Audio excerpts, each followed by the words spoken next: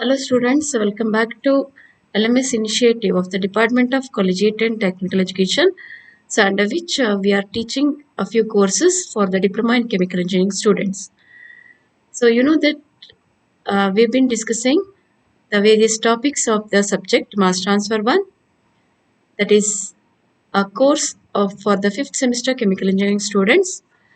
So in which there were, as you know, about 6 units. So we have completed the discussion in the 4 units, and today we are starting the 5th unit on crystallization. So in this unit we will be discussing in detail about the crystallization operation, so right from its principles till the various kinds of equipments used for crystallization operation. So, this is the course objective of Mass Transfer 1. The student, after completing the course, will be able to summarize the principles of various mass transfer operations that are used in industries and also summarize their applications. So this is the course outcome a student must attain at the end of this particular unit, that is unit number 5 on crystallization. So the student will be able to illustrate the principles and mechanism of crystallization, then classify the various kinds of crystallizers, and also be able to construct the neat sketches of different crystallizers and summarize their operational details, and also select a particular crystallizer for a given duty or crystallization. So all these abilities he or she will be able to develop after studying this 5th unit under mass transfer course. So the various topics that are going to be taught in today's classes are: one, the principles of crystallization. Here we're going to understand what is meant by crystallization, how it is carried out, and what are the basic principles involved in the operation. And after that we are discussing about the solubility of a solute in a solution, and we also will have to understand what are solubility curves and how they are significant in crystallization operation. And then after that we are discussing about the saturated and unsaturated solution. So let us start with the principles of crystallization. So the definition of crystallization is like this: crystallization is that unit operation in which solid crystal particles are formed from a homogeneous liquid solution. So initially we'll start with the solution in which there is a solvent in which a solute material is dissolved.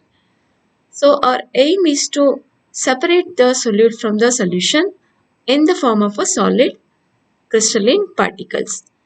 So that process of separating the solute from the solution in the form of solid crystals is known as crystallization. So crystallization is one mass transfer operation that involves simultaneous heat and mass transfer.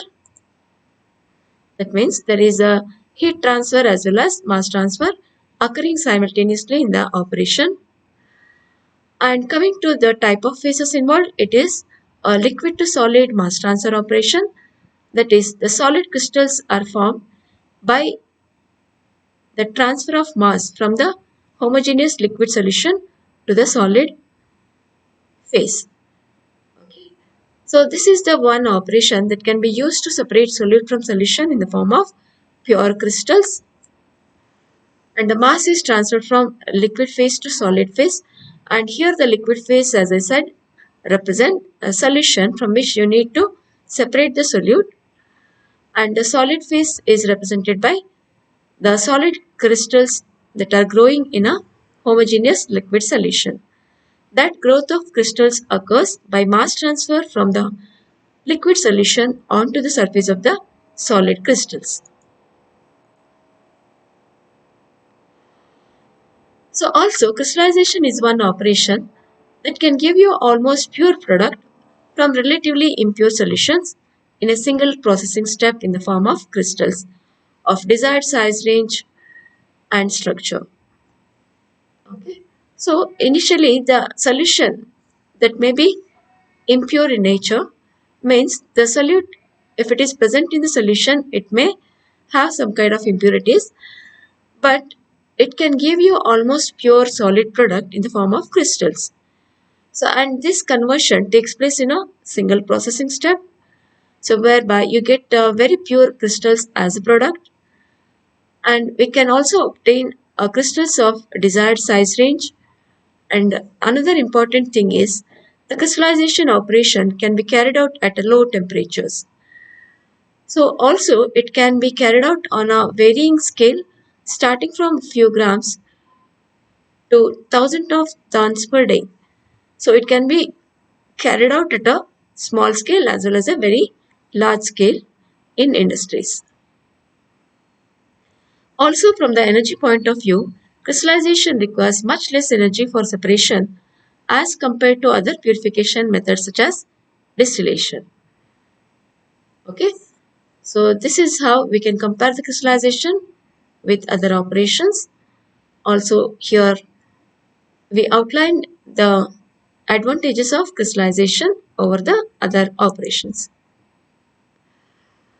So, coming to the mechanism involved, crystallization basically involves two steps in the operation. The first one is concentration of the solution by evaporating a part of the solvent. So when you start a crystallization operation, all you have is a solution. Okay, that is a solute material that is dissolved in a given amount of solvent. That solution, if it is very dilute, then we have to concentrate the solution by evaporation of the solvent present in the solution. So it's not that all the solvent can be evaporated. So we can remove as much solvent as possible by evaporation. So that's the first step, that is concentration of the solution. In the second step, the concentrated solution is cooled to certain low temperature. So whereby the solute concentration in the given mixture becomes greater than its solubility at the prevailing temperature. So this is when we can expect the solute to come out of the solution in the form of crystals. So cooling is done up to a certain low temperature at which the amount of solute present in the solution will be greater than that correspond to the solubility limit. So when you bring the given solution to that condition, then the excess solute present in the solution will come out in the form of crystals. So crystallization is one of the very important operation in chemical industry, as a number of saleable products will have to be in the form of crystals. So it is easier to handle, store and transport the material if it is in solid form. So it is required that the end product is converted to the form of crystals. So that is the importance of a crystallization operation in process industries. The performance of a crystallization operation can be indicated in terms of the size, shape, structure, yield and purity of the crystals that are produced. So all these factors decide the performance of the given crystallization operation. So just like all other mass transfer operation, so here also the separation is based upon the difference in a particular physicochemical property to affect the separation. And in this particular operation, solubility is the property of solute that is utilized to effect a separation from the given solution. So what is solubility? So solubility of a solute in a given solvent is the concentration of the solute in a saturated solution at a given temperature. So whenever a solution of a solute dissolved in a solvent is a saturated one, then it contains a solute at certain concentration. So that concentration is known as solubility of the solute in a given solvent at a given temperature. So this solubility means the amount of solute that can be dissolved in a given amount of solvent at a given temperature depends upon the nature of the solute, nature of the solvent as well as prevailing temperature.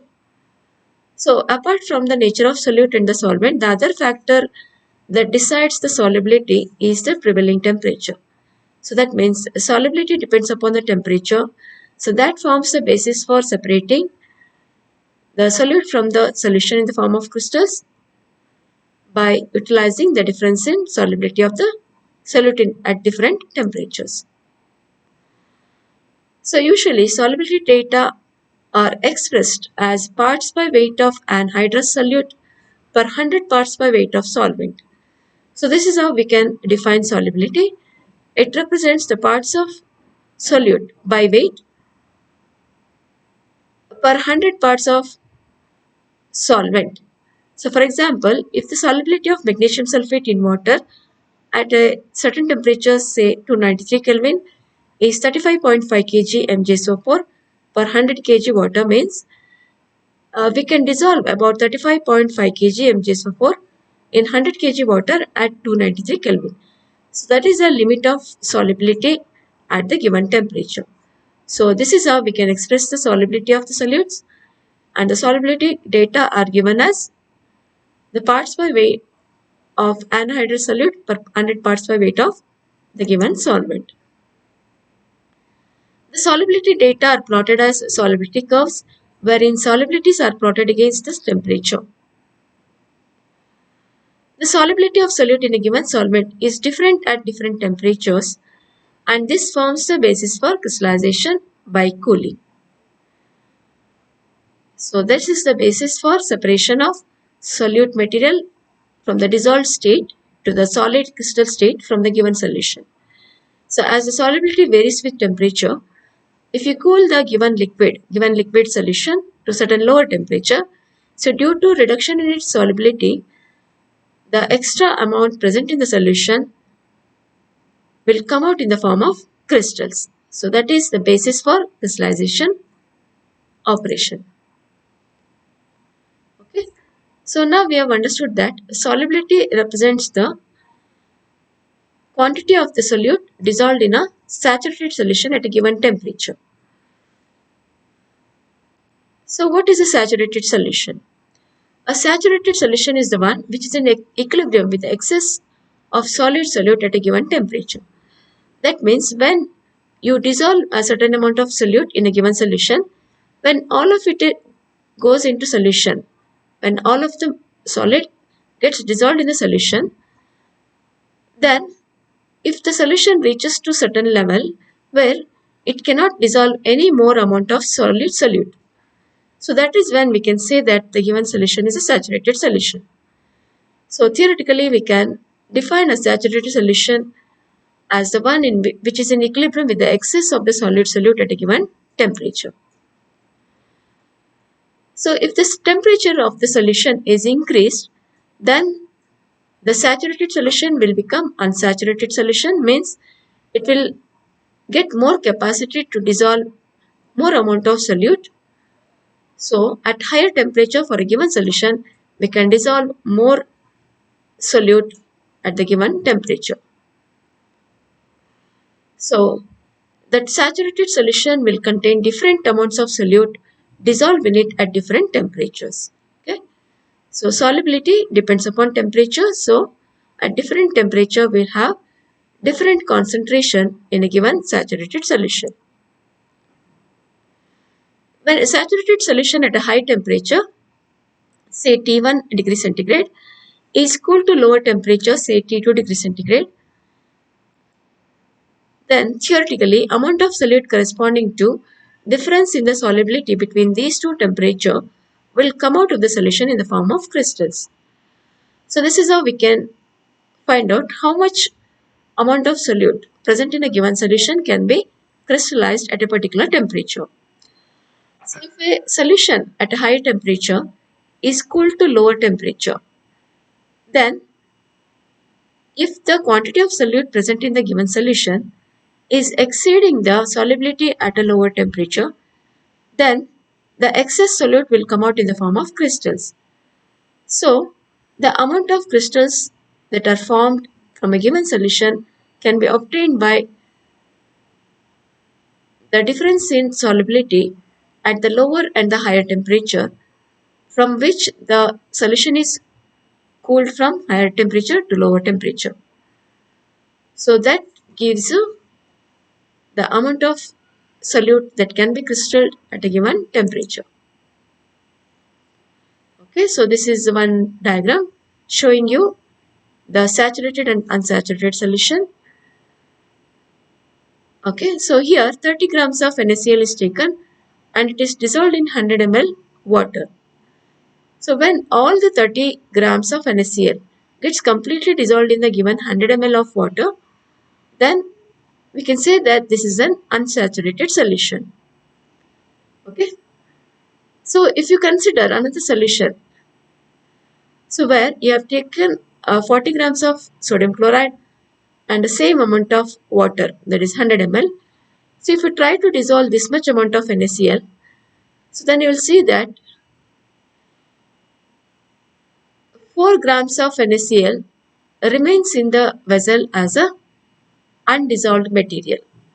So that means the remaining 36 grams of NaCl have been dissolved in the given solution of 100 ml water. So the remaining 4% is not getting dissolved because this is the excess solid solute that is in contact with the saturated solution.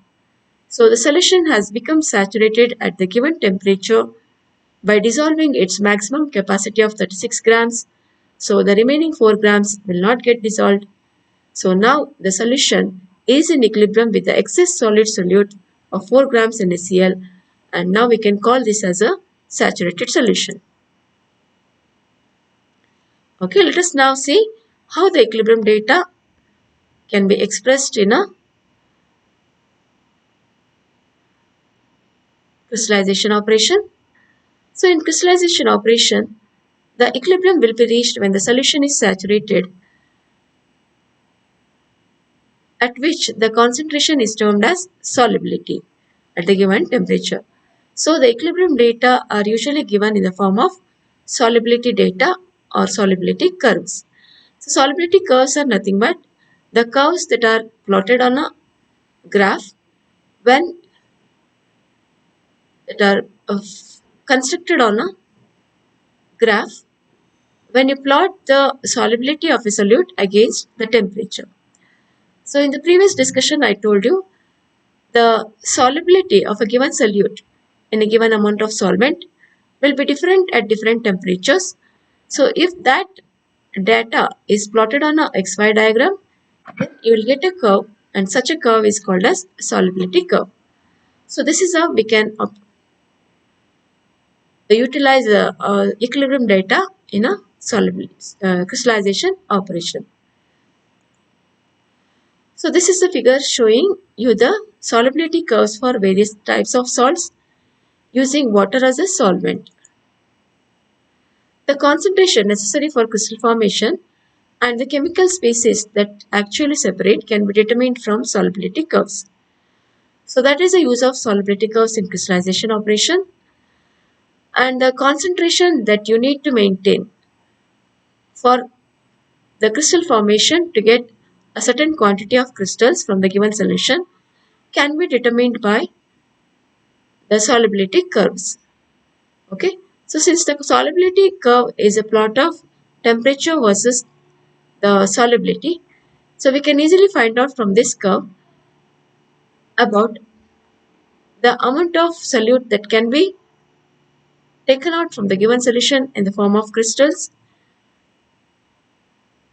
by observing how the curve varies with the temperature. So it basically shows the effect of temperature on the solubility of the substance. The solubility of solutes in a given solvent may increase, may decrease, or more or less remain constant with temperature. So now we have understood that the temperature, at various temperature we have different amount of solutes that can be dissolved in a given amount of solvent. So the solubility of a solute in a given solvent actually varies with the temperature, but the variation is not the same for all the type of solutes. For some solutes, the solubility may increase with the temperature, For some solutes, the solubility may decrease with the temperature, or for some solutes, the solubility may not have a larger effect. That means they may remain almost constant with the temperature. So this data or knowledge is obtained from solubility curves data, and using that you can get the crystallization done for a certain amount of solid from a given solution. So hence the curves have no general shape or slope. So since the solubility of a solute in a given solvent varies differently for a different types of solute, so we cannot expect a certain general nature for a solubility curve. So they may be flat curves, or they may be rising curves, or they may be falling curves as shown in the diagram. The solubility curves of potassium chloride, for example, and sodium chloride are continuous solubility curves as they show no sharp breaks anywhere. So as shown in the figure, if you look at the curve 1 and curve 2, it is meant for the solubility of potassium chloride and sodium chloride. So these two type of curves are called continuous solubility curves because they don't show any sudden change in direction. Okay, some solubility curves exhibit sudden changes of direction and therefore referred to as discontinuous solubility curves. For example, the curves for FeSO4, Na2SO4, etc. So you can see the curve for ferrous sulfate. So here the curve has risen up to certain point, and from there onwards it has started falling, and a steep falling is observed in this region. So by this, so what we can understand is for certain substances like FeSO4 and Na2SO4, that is ferrous sulfate and sodium sulfate, the solubility of a certain solute in a given solvent may rise up to a certain point, and then onwards it may rise or it may remain constant for certain amount of temperature, for certain range of temperature, and it may decrease after that. So like this, the solubility varies at different temperature over a certain range of temperature. So these kind of solubility curves as shown by the FeSO4.7H2O are called discontinuous solubility curves. For example, FeSO4 and Na2SO4. For some substances, their solubility decreases with the increase in temperature. In such case, the solubility curves are called inverted solubility curves. Okay, so for example, you have seen this curve 4 in the diagram, which is showing that the solubility of solute in our body is continuously decreasing with the temperature. So such type of solubility curves are called inverted solubility curves.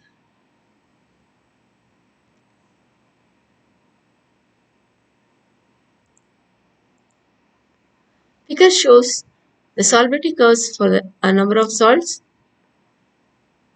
In case of KClO3, the solubility increases with increase in temperature, so it can be crystallized by cooling the hot saturated solution. For NaCl, solubility is almost independent of temperature, so crystallization is carried out by evaporating a portion of solvent. So such kind of products will not show much variation with the temperature with regard to their solubility. So for such materials, you cannot use the cooling method for crystallization. So in fact, a portion of solvent will have to be evaporated. So that is all about the solubility curves. So this is another picture showing you the nature of solubility curves. So you can see that there are a number of salts For some salts, the curves are rising. For some salts, the curves are extending downward. So showing that for some substances, the solubility increases with increase in temperature. For some other substances, it is almost constant. For some other substances, the solubility decreases with increase in temperature.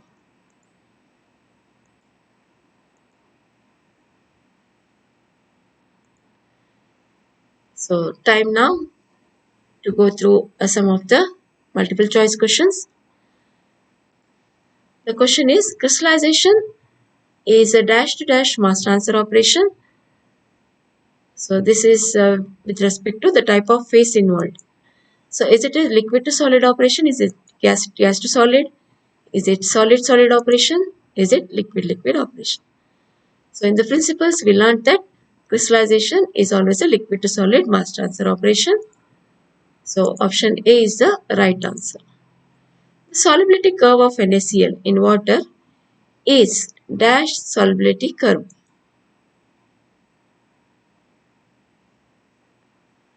So is it discontinuous type of curve? Is it inverted? Is it continuous? Is it none of this? So the solubility of NaCl in water is a continuous solubility curve. So it is option C. It is.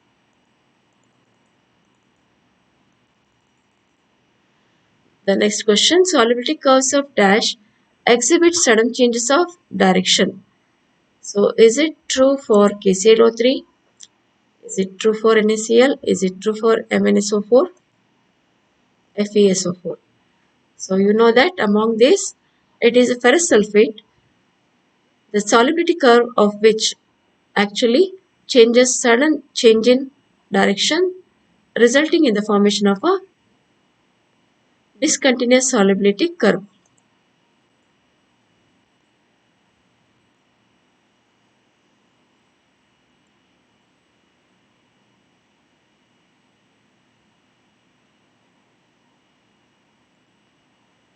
So that completes our first class.